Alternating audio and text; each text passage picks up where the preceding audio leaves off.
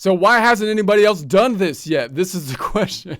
So one reason we're going to say is historical inertia. Now, again, I think the argument here is actually a little bit better than the argument for the video presentations, because the video, the reason people don't do it is not because of historical context. It's not like, well, the textbooks were written this way and I'll confuse people. It's just because the new technology hasn't been adopted just for purely educational purposes. There's nothing stopping somebody from doing that.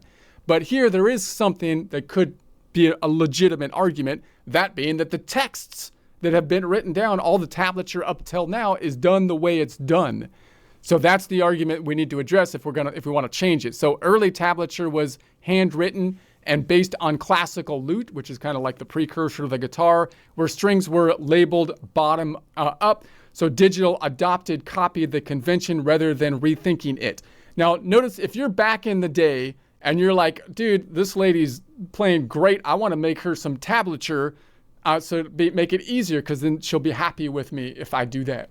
So we're like, okay, how can I do that? Well, I'm going to take this lute and I'm going to try to map it out on paper or whatever I had, a sheep hide or something at the time. See how it's facing this way? I don't want to write it down when it's facing this way, because that's going left to right the wrong way. It's going down in pitch. So what can I do? I can physically rotate the guitar this way. I can rotate it this way, but if I do it, you can imagine the neck going around here. That's going to end up with the low or high-pitched string, the skinny string on top. And that's probably what they did. They probably imagined, well, that's kind of good, because that's the way you would look at it if I had the thing sitting in front of me, and it actually has the pitch going up in pitch, which musically, if you weren't looking at the instrument, might make sense, right? Because you're going to say, well, it should go up in pitch as it goes higher, and that's the way it would kind of line up. But obviously, that's not the way she's seeing the guitar from her perspective, because she's behind the guitar.